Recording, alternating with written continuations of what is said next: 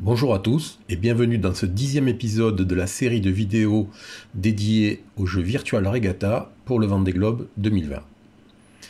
Alors, pour commencer, je vais faire juste une petite parenthèse sur la vidéo d'hier. Elle est un peu polémique, mais c'était volontaire, hein, c'était histoire de planter un peu le décor. Voilà, par contre, elle est clairement pas ad nominem, quoi. Hein, je vise personne. C'est juste que j'entends beaucoup de brouhaha et que je voulais un petit peu remettre les choses dans leur contexte, en disant que une opinion, c'est très bien, chacun doit avoir la sienne et c'est très important, mais qu'une affirmation, c'est quelque chose de différent, parce que ça met en cause beaucoup de choses dans le domaine de la météo et du routage. Et que donc affirmer de manière péremptoire que ça c'est mieux, que telle position est pas bonne, enfin c'est toujours un petit peu compliqué. donc, donc voilà, cette vidéo hier était destinée à remettre un petit peu tout ça dans le contexte et de dire que voilà, dans le domaine de la météo, de l'analyse météo, de la prévision météo et donc du routage, il n'y a aucune place pour les affirmations. Voilà. Il n'y a des places que pour les interrogations, que pour les hypothèses, que pour les réflexions, que voilà, c'est que ça. L'affirmation, même à 24 heures, même à 48 heures, elle n'a pas sa place.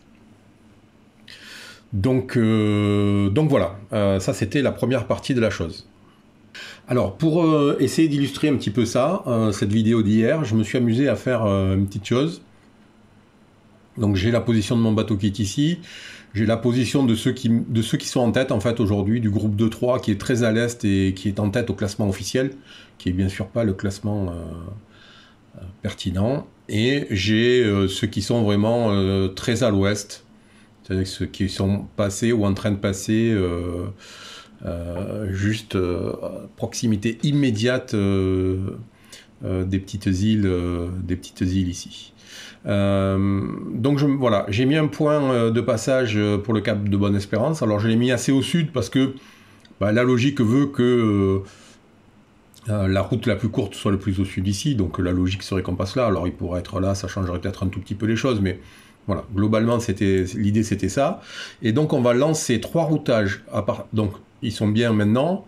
On va estimer que ces bateaux ont des polaires à peu près équivalentes. Les points de départ sont chacun les leurs, ils ont le même point d'arrivée. Donc on va pouvoir les comparer. Donc c'est parti.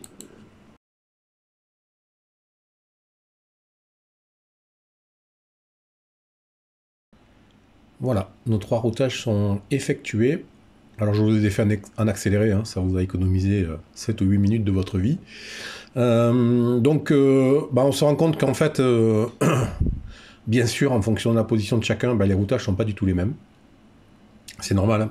Alors il se rapproche ici forcément, puisque on est limité par la position de la barrière, donc il y a une contrainte qui s'exerce sur le routage, ce qui fait que inéluctablement, il n'y a pas beaucoup de solutions, puisqu'on a une contrainte au nord, avec cette zone-là, on n'y est pas, hein, mais en fin de routage, on est par là. Hop, voilà, donc c'est encore un petit peu plus loin. Donc voilà, on a une contrainte au nord, donc ça impose de passer au sud et de faire ce petit détour. Alors ce qui est intéressant, c'est ce qu'on va regarder maintenant. On va aller dans route, comparer les routes, ajouter toutes les routes. Et on va voir ce qui se passe. Alors ça va de l'ouest au centre à l'est, d'accord ? La route de l'est, c'est 12 h 7 minutes. La route centrale qui est la mienne, c'est 12 jours, 13 h 51 minutes. Donc on voit, c'est 1 h 45 de différence. Et la route, ceux qui sont le plus à l'est aujourd'hui, c'est 12 jours, 15 h et 7 minutes, donc 3 heures de plus que la route la plus à l'est. Donc, tout ça pour vous dire que cette espèce de folie qui s'empare un petit peu de tout le monde, oui, t'es mal placé, moi je suis bien placé, la bonne route c'est ça, la bonne route c'est ça. Au final, tout ça, ça mène à tout casser 3 heures de différence à l'arrivée sur presque 12 jours et demi de descente. Donc vous voyez bien que c'est illusoire en fait, hein. Voilà, on se bat tous pour ça, pour 3 heures. C'est-à-dire que on mettrait un point ici, il y aurait à peu près, ou ici, il y aurait à peu près la même durée. Donc c'est c'est pas marquant et ça va pas se jouer en fait forcément là-dessus. Ça va se jouer sur la faculté de chacun et c'est ce que je dis depuis 3 jours, avoir un positionnement qui lui permette le mieux de s'adapter au changement de conditions. Et de mon point de vue, le placement le plus adapté à ça, c'est celui qui est un petit peu à l'aise, parce que ici, si le vent devient très défavorable sud-est pour une raison lambda, il va falloir faire du prêt, hein. Il n'y aura pas de moyen, il n'y aura pas d'échappatoire. Donc voilà, je pense que garder le maximum. Alors après ici, les 3 routes vont se retrouver globalement avec les mêmes types d'options, mais pour descendre jusqu'à 20 sud, je préfère être un peu à l'est qu'être un peu à l'ouest, parce qu'au final, ma route, elle a, c'est ce que je disais, hein, théoriquement, bien sûr, hein, mais on a 1h30, enfin 1h40 de différence.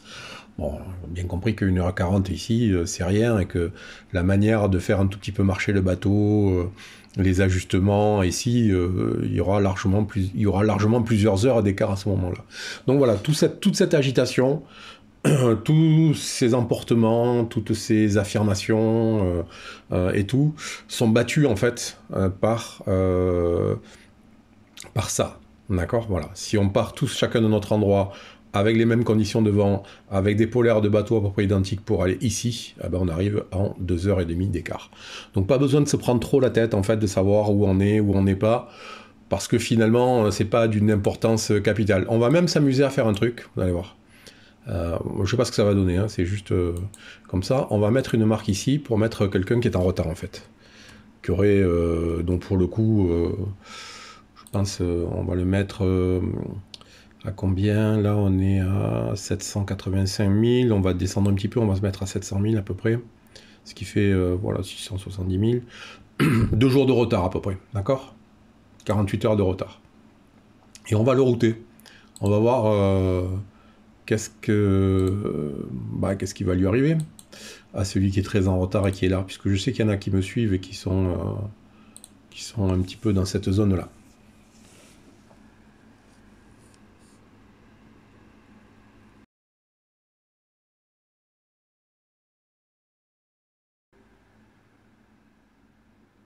Donc voilà, on va aller vérifier sur la comparaison des routes.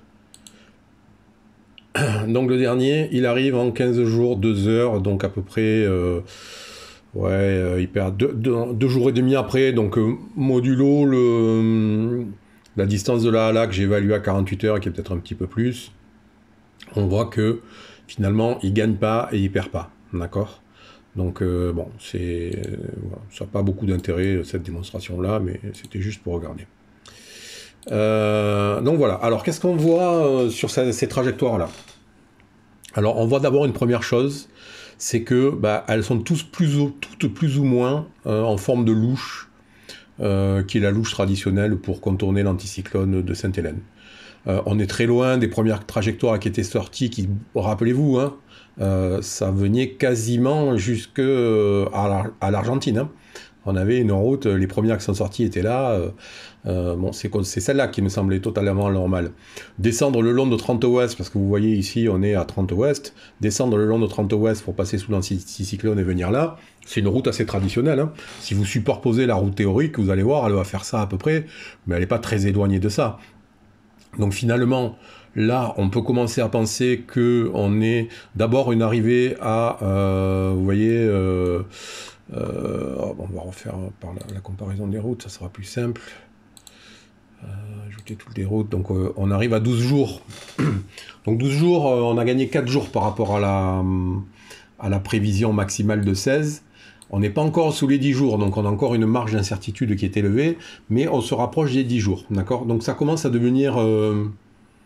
voilà, on peut commencer à en tirer quelques conséquences, d'accord? Donc notamment qu'on va se retrouver coincé, bloqué, ça je pense ça me semble inéluctable. Je crains que ça soit plus compliqué que ça en fait ici.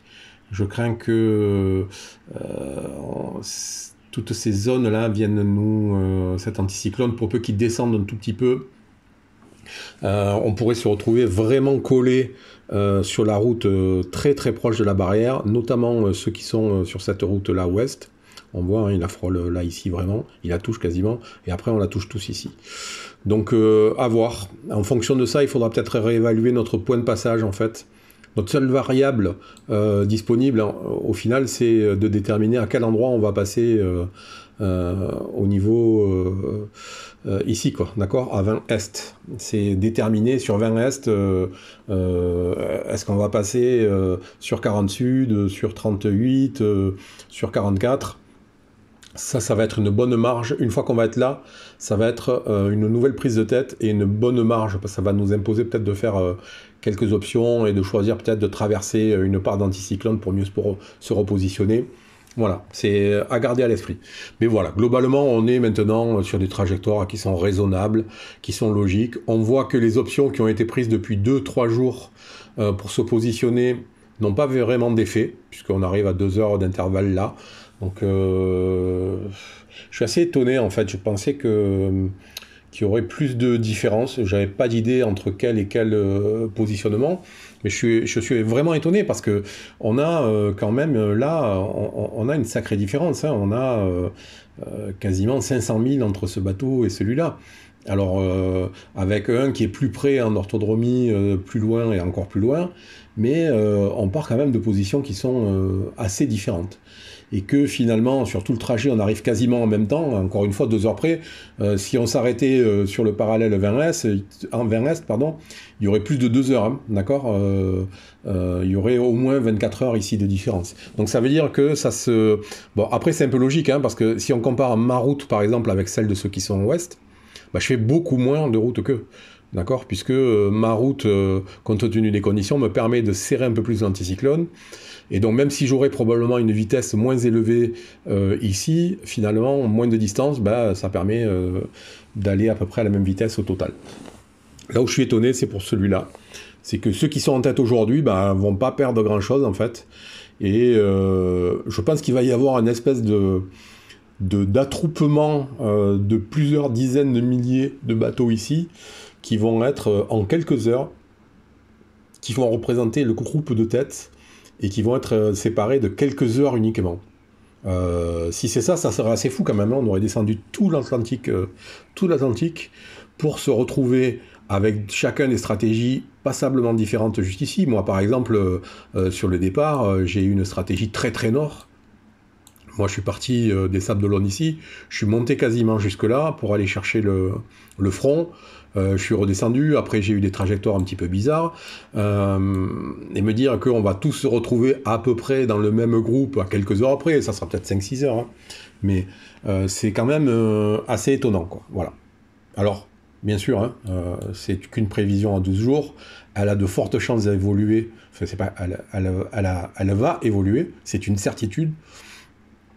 Il y a de bonnes chances que les temps de chacun pour accéder à là évoluent aussi de manière non concordante.